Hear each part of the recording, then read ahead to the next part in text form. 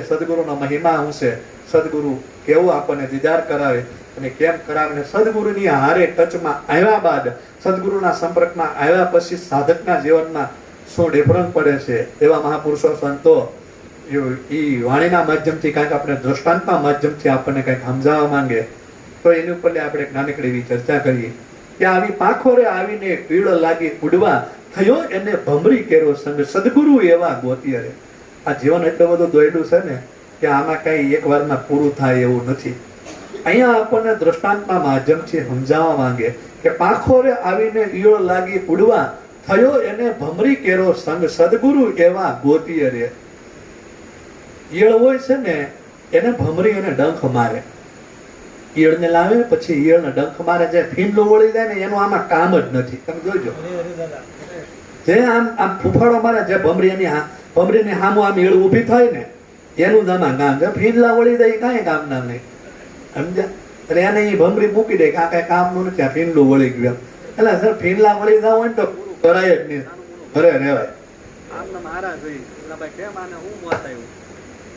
વાલજીભાઈ કઈક હળી કરી છે, બેઠા બેઠા હળિયું કરો. આ ફીંડલું વળવાની વાત આવી એટલે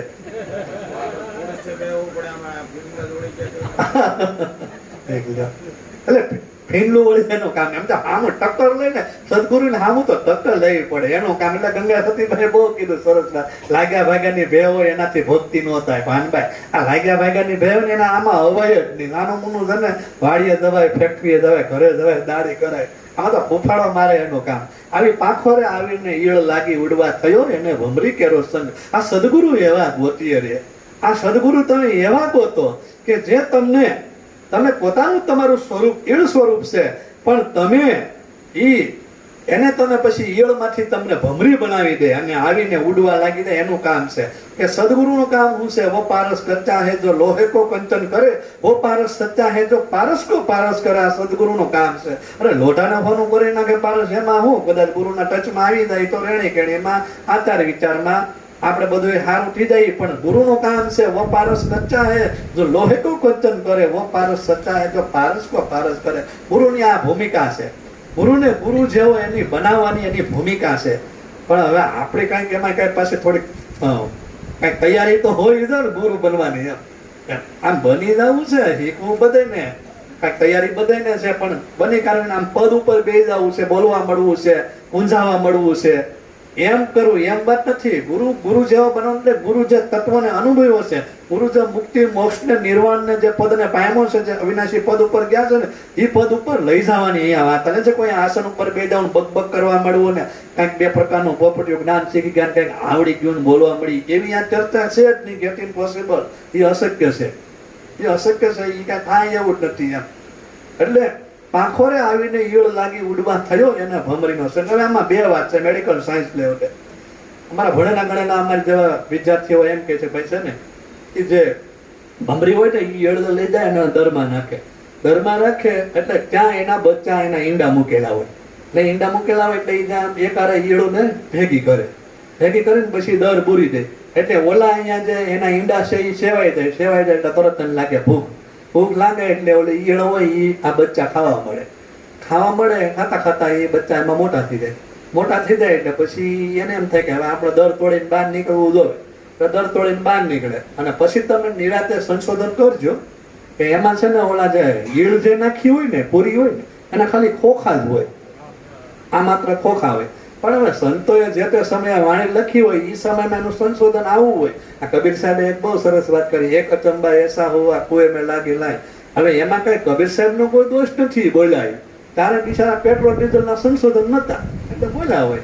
કુવામાં આગ લાગી એ મને અચંબો લાગ્યો. હવે અત્યારે એમ માનો કે આ મોટા મોટા સમુદ્રમાં આગ લાગે, મોટા મોટા સમુદ્રમાં આગ લાગે, એને ખબર નથી કે આગળ સ્ટીમર ના સંશોધન થાય, અણુબોમ્બ ના સંશોધન થાય અને અગ્નિ આવી પ્રગટ થાય પાણીમાં, એને ખ્યાલ નતો. એ સમય સંજોગે જે મહાપુરુષો જે બોલ્યા હોય એના અનુસંધાને બરોબર બોલ્યા હોય. આપણે એનું નિષેધ ન કરી શકીએ, પણ જરૂરી એવું નથી કે એને માની લેવું કે એને ફોલો કરી લેવું.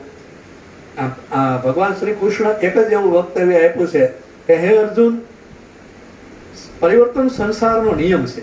હું જે કઈ બોલું છું ને એ પરિવર્તનની આગળ છે ને એ કઈ સંસારનો નિયમ છે કે એમાં પરિવર્તન આવે એટલે મારા શબ્દો અત્યારે જે કઈ બોલી રહ્યો છું એ સાચા પડે કે ન પડે. જેમ બાઇબલમાં લખ્યું છે કે સૂર્ય છે એ પૃથ્વીથી કે પ્રદક્ષિણા કરે છે, બાઇબલમાં એવું લખ્યું. એટલે બાઇબલ વાળા ટોટલ ક્રિશ્ચન સમાજ છે, ખ્રિસ્તી લોકો એવું સમજે કે સૂર્ય છે એ પ્રદક્ષિણા કરે. જયારે ગેલોલિયો નામના જયારે મહાન જયારે વૈજ્ઞાનિક છે એને એવું સંશોધન કર્યું કે ભાઈ પૃથ્વી પ્રદક્ષિણા કરે છે, સૂર્ય પ્રદક્ષિણા નથી કરતો. એટલે એને એવું જાહેર કર્યું.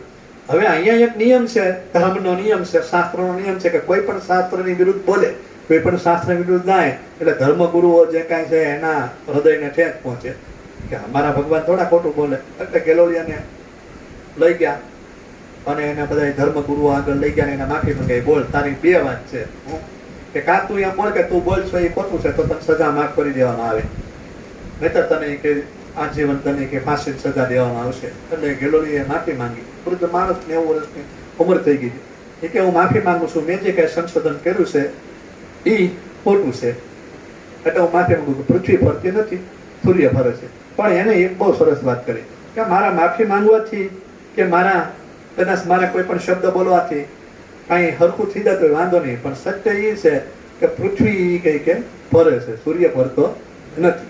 તો આજ આપણે જોઈએ છીએ પૃથ્વી ફરે છે કે સૂર્ય ફરે છે. આ વાત જે આને છે 400 વર્ષ પહેલાની વાત છે, તો આજ આપણે જોઈ કે પૃથ્વી ફરે છે. એટલે જરૂરી નથી કે શાસ્ત્રમાં નહીં કોઈ ભગવાન બોલ્યા હોય તો એ સાચું જ હોય, એ સમય અનુસંધાને ત્યારે બરોબર બોલ્યા હોય. મહાપુરુષો સંતો આવી પાખોરે આવી ઈયળ લાગી ઉડવા થયો એને ભમરી કેરો સંગ સદગુરુ એવા ગોતીએ આવી રવિ ઉગતા ન રહે રજની નાથ.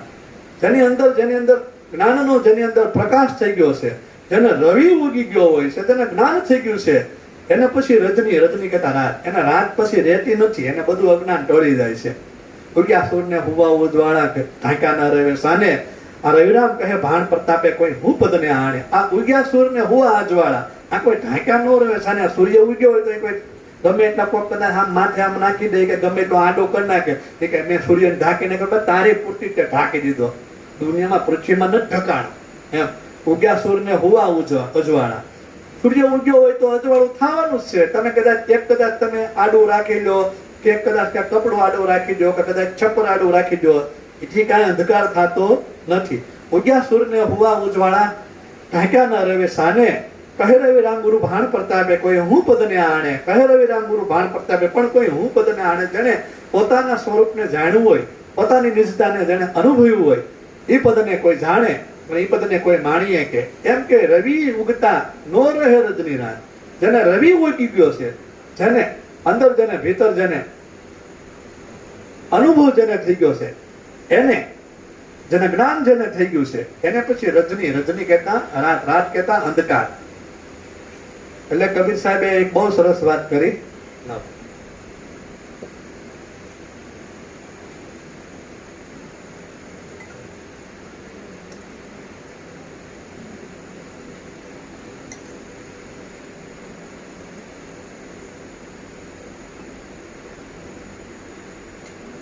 તો જ્યારે તમારી અને મારી અંદર જ્યારે પ્રકાશ જ્યારે થઈ જાય છે, જ્યારે જ્ઞાન રૂપી પ્રકાશ જ્યારે થાય ત્યારે અજ્ઞાન રૂપી અંધકાર, અજ્ઞાન રૂપી રાત છે એ ઓટોમેટિકલી નીકળી જાય.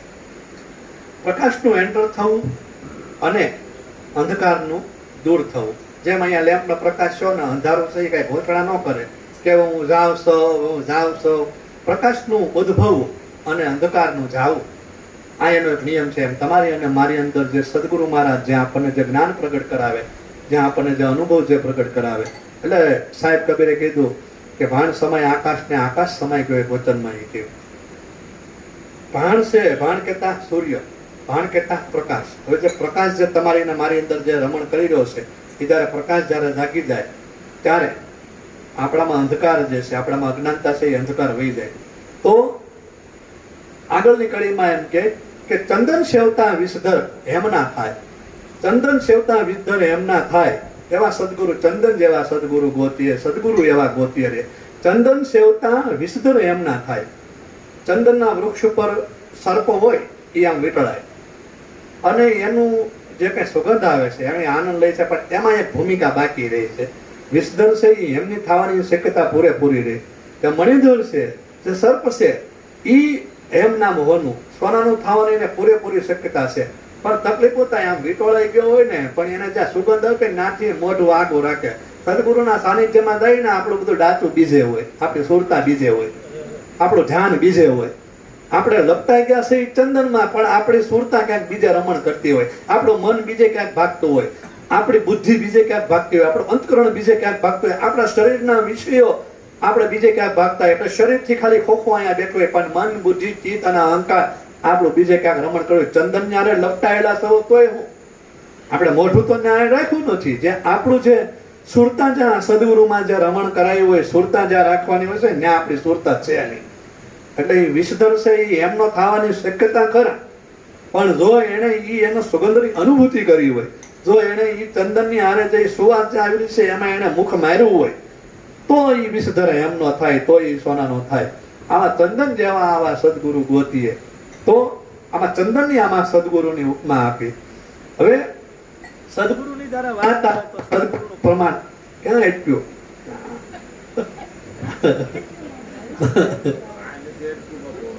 હા, વાંધો નહીં. આ તો તમારી ઉપર ડાઉટ પડ્યો. એટલે ભાઈ ઈ બેઠા છે એમ.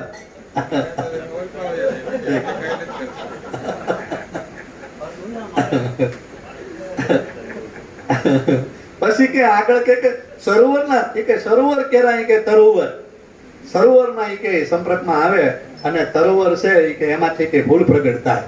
હવે જે સરોવરના સંપર્કમાં આવે અને પછી એમાં તરોવર નામ, ત્યાં આપણે કમળ હોય ને, કમળ છે એ કમળ ખીલે અને વૃક્ષ એમાંથી કમળમાંથી પુષ્પ, દાંડી હોય દાંડીમાંથી કમળ ખીલે.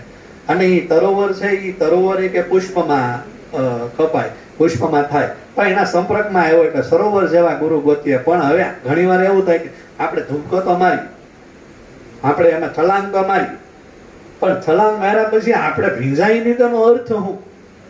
ભીજાવું તો જોવે ને. એક ભાઈ હતા, એને કે મારે કે તરતા શીખવું છે, કે કઈ વાંધો નહીં, તો કે કઈક તરતા શીખવો કઈ નિયમ રાખવો પડે. તો કે તો નિયમ રાખવું, તો કહું કે મને જ્યાં સુધી તરતા નહીં આવડે ત્યાં સુધી હું પાણી પગ નહીં મૂકી. આપણા બધાના આવા તકલીફો છે. આ બધું આપણે ડખા છે, ક્યાંથી મેળ થાય? પછી કે આગળ એમ કે બુંદ જે છે, નીર જે છે, પાણી જે છે, એ સમુદ્રના પાણી છે એ કે સમુદ્ર તરફ ગમન કર્યું, પાણીએ સમુદ્ર તરફ ગમન કર્યું, અને એ સમુદ્રએ એ કે બુંદને પાણીમાં લીધું, અને સમુદ્રએ બુંદને પાણીમાં લીધું. સદગુરુ તમે એવા ગોતીએ, સમુદ્રના સંપર્કમાં એ કે બુંદ આવ્યું, અને એ સમુદ્રએ એને એ બુંદમાંથી એને સમુદ્રનો જે અહેસાસ કરાયો. સદગુરુ એવા સમુદ્ર જેવા સદગુરુ છે ને, એની ક્ષમતા છે. તમે અને હું છે, નદી છે, એ નદી પાણીમાં ભળવા જાય. તો હવે બધા બંધ ને ડેમ ને બધા ત્યાં પેલાના સંતો મહાપુરુષો સંતો નદીમાં હતા, એ નદી તણાક જાય, એ સમુદ્રના નદી ભળવા જાય. તમારી ને મારી સુરતા છે ને એ નદી છે, અને પરમાત્મા છે, પરમ તત્વ છે, એ સમુદ્ર છે. અરે એ સમુદ્રમાં જયારે ભળી જાય ત્યારે એમ કે કબીર સાહેબે બહુ સરસ વાત કરી કે સમુદ્ર સમાના બુંદ મેં, ઉલટ વાત કરી. સમુદ્ર બુંદમાં સમાઈ ગયો, પરમાત્મા બુંદમય થઈ ગયો. બુંદ સમાના સમુદ્ર મેં, સમુદ્ર સમાના બુંદ મેં. સમુદ્ર સમાઈ ગયો એ કે બુંદમાં સમાઈ ગયો. પરમાત્મા અને તમે બે ભિન્ન નથી. કેમ? કારણ કે બેનું એક સ્વરૂપ થઈ ગયું. પાણીનું સ્વરૂપ સમુદ્રમય બની ગયું. આવા સદગુરુને ગોતવાની વાત કરે. પછી કે ગુરુ પ્રતાપે